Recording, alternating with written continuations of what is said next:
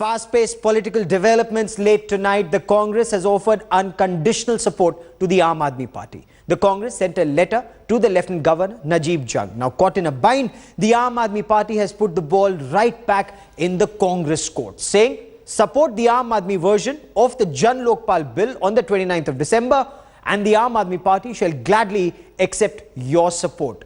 Aam Aadmi Party sources have told Headlines today they will form the government if the LG says so. This is what sources are saying. This after the Congress shot off that letter in favor of the Aam Aadmi Party. The latest development comes after the BJP refused to form the government. The Lieutenant Governor invited Arvind Kejriwal to stake claim. They are to meet tomorrow.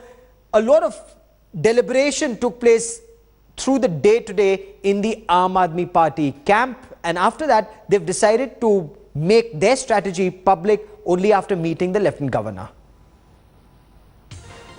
We have written a letter to the Honorable Lieutenant Governor of Delhi that if Aam Aadmi Party is ready to form a government in Delhi, we will extend support from outside. All the 8 Congress MLAs will support this government from outside if Aam Aadmi Party is ready to form the government in Delhi. And the BJP is already taking a dig at this alliance. This is what Leader of Opposition in Rajya Sabha, Arun Jaitley, had to say. Congress offers support to Aam Aadmi Party. The convergence of those who wear honesty on their sleeve with the not so honest, unquote. And Headlines today's Jugal Purohit now joins me for more on this story. Jugal, you've been speaking to your sources within the Aam Aadmi Party. What's their stance on this letter that the Congress has sent to the LG? Are they open to the idea of taking Congress support? Well, Gaurav, this letter that has gone from the Congress to the LG is in reality nothing surprising, because yesterday all of these 8 MLAs of the Congress who are being spoken about had unequivocally told Rahul Gandhi that they want the party to send a letter of unconditional support, and that is what has happened today. It isn't coming as a surprise to the Aam Aadmi Party. As of now, I can tell you, Gaurav, that the entire senior leadership of the Aam Aadmi Party, they are all at Arvind Kejriwal's residence. They are all converging, discussing right now. There's a high-level meeting going on. And throughout the day, we've seen that ever since this offer from the Congress party was reported, there have been distinct voices from the Aam Aadmi Party leadership. Till about yesterday, you could hear them all together saying that we are sitting in the opposition. But today, we saw there was a divergence.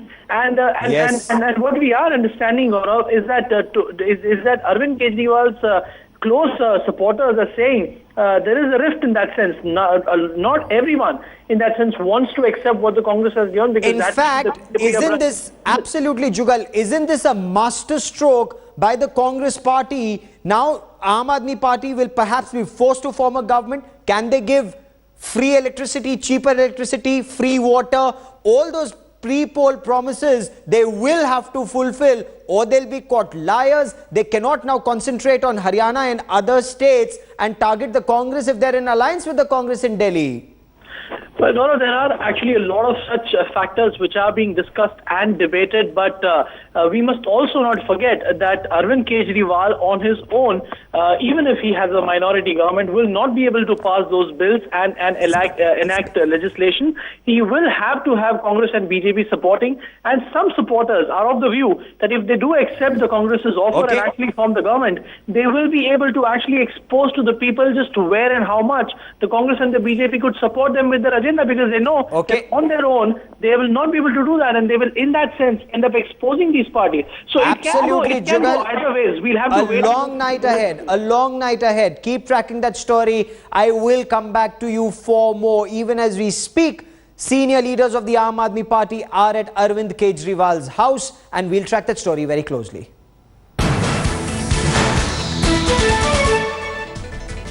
And news just coming in. Is there another alliance in the making in the capital on a mission to win friends? and influence political parties. YSR chief Jagan Mohan Reddy has signaled the possibility of a major political realignment ahead of the 2014 general elections. Jagan Mohan Reddy spoke exclusively to Headlines Today's editor-at-large Rahul Kanwal and said he is not averse to an alliance with the BJP-led Narendra Modi, provided Modi assures him that Andhra Pradesh will not be bifurcated. Jagan Reddy made it clear he would not get into an alliance with any party that supported the division of Andhra Pradesh. Narendra Modi's assurance, of course, is unlikely since the BJP's prime ministerial candidate has publicly voiced his support for Telangana during his mega rally in Hyderabad on the 11th of August. And editor-at-large Rahul Kanwal now joins me for more on this story. Rahul, is this a possibility, an alliance between Jagan and the BJP, because their views are completely different? Well, the BJP has traditionally been one of the primary votaries for a separate state of Telangana. But Jagan Reddy, who I met, has bowled these googly, saying that he's prepared to do business with Narendra Modi. He doesn't think of Narendra Modi as an untouchable.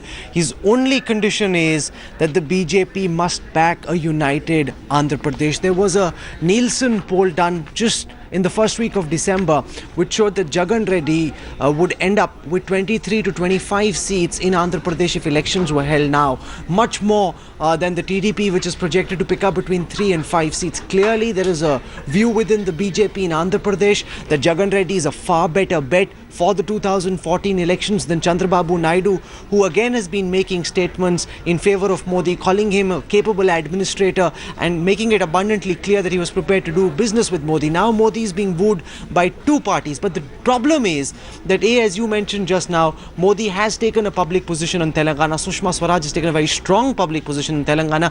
And this somersault will be difficult for the BJP to explain to the people of Telangana. So my reading of the situation at this time, Gaurav, is that they will begin back-end talks after Jagan Reddy's comments to us, but a real alliance will be sewed up only after the general elections. Remember, Jagan Reddy himself is a Christian. Yes. His party banks heavily on Muslim support, which is a very big community in Andhra Pradesh. They can't be seen doing business before the elections, but the possibility of an alliance after the elections is very strong. And the other important story, Gaurav, is that this shows that Modi is no longer a political pariah. Jagan Reddy now, Chandrababu Naidu earlier, clearly seems to indicate that a lot of the alliance partners, a lot of the regional parties which earlier talked of Modi as being untouchable, are now willing to accept that there's a real possibility of Modi becoming the Prime Minister and want to be on the right side of the new dispensation in 2014.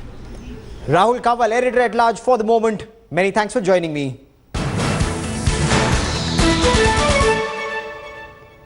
And news just coming in, former Chief of Army Staff General VK Singh has blamed Defence Minister AK Antony for his allegation that the army had actually paid money to politicians in Jammu and Kashmir. This is a Headlines Today exclusive. These explosive allegations are in General VK Singh's letter to the Speaker of the Jammu and Kashmir Assembly, which has now been accessed exclusively by Headlines Today. General VK Singh claims whatever he divulged in his media interview was based on his brief from his superior at the Ministry of Defence, which is the Defence Minister.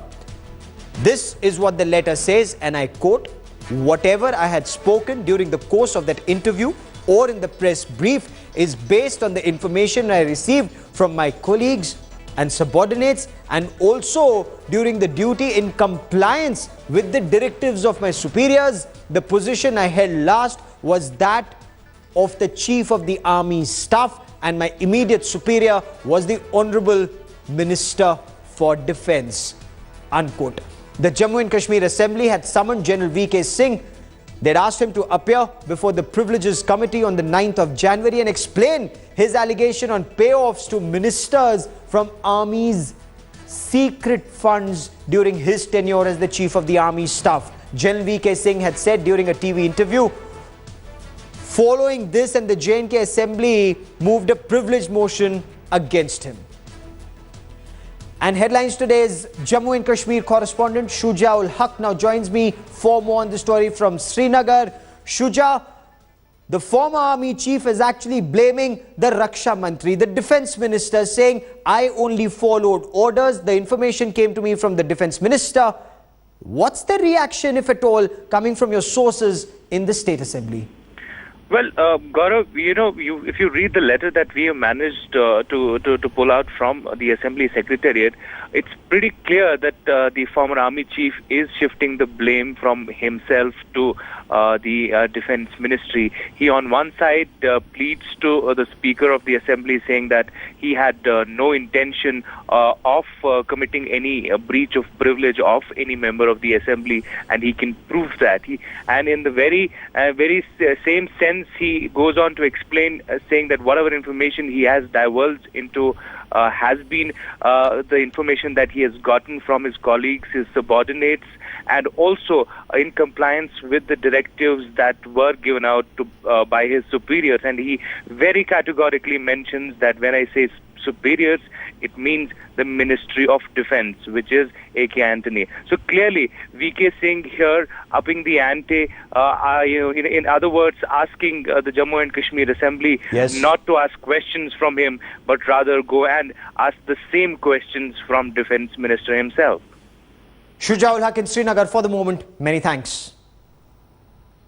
Moving on to the other big story we're tracking here on Headlines today. Government of India has expressed shock, anger and dismay after the arrest of India's Deputy Consul General in New York. The Ministry of External Affairs summoned the US envoy Nancy Powell on this issue late this evening and said India has taken strong objection to the treatment meted out to the diplomat, especially in front of her two little children. 39-year-old Devyani Khobragade was arrested for allegedly presenting fraudulent documents in support of a visa application for an Indian babysitter employed by her.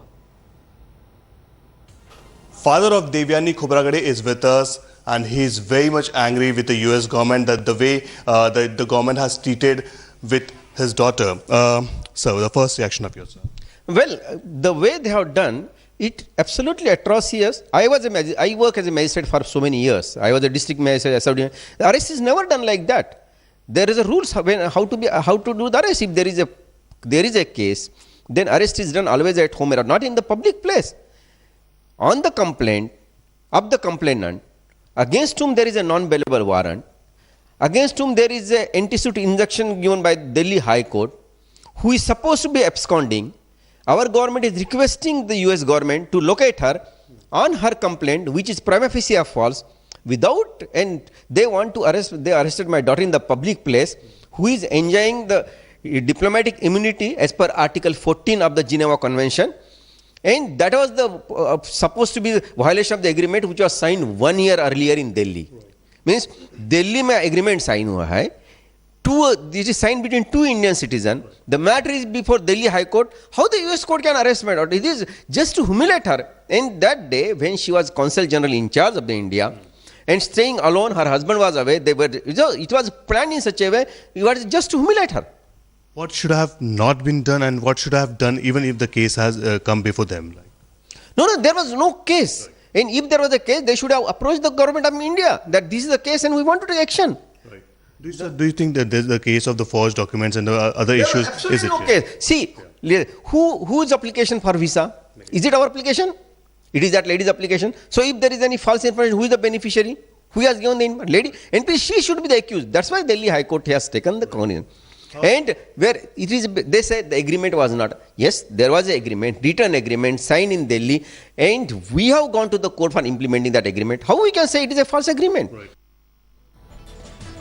Dr. Devyani Khobragade has been charged with 1 count of visa fraud and 1 count of making false statements, which carries a maximum sentence of 10 years and 5 years respectively. Dr. Devyani was later released on a $250,000 bond after she pleaded not guilty in court. India is extremely upset over this action taken by the United States government. They say she enjoys diplomatic immunity.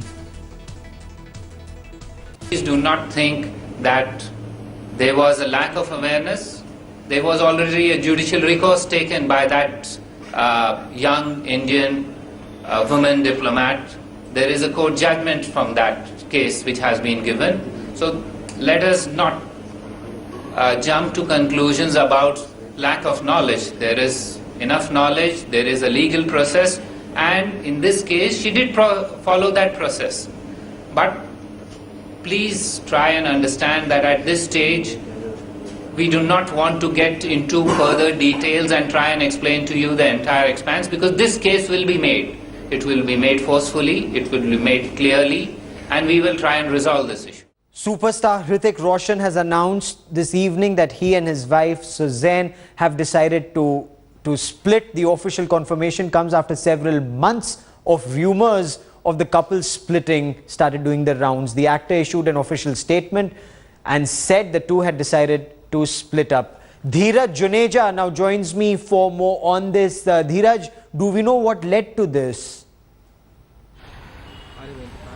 Well, there have been many speculations and there have been many rumors about the differences in the couple and that the marriage is going to hit the rock very soon. But apparently there has not been the exact reason. But we could see it in September when Roshan family celebrated the Ganesh Visarjan. Suzanne Roshan was absent. There were reports that Suzanne Roshan has left the house of Hrithik Roshan and living in a separate house in the area of Mumbai with the children. And there have been rumors and there have been reports saying that, Suzanne Roshan is not happy with Hrithik Roshan's interests outside his house. So there have been many reasons. Hrithik is currently in LA.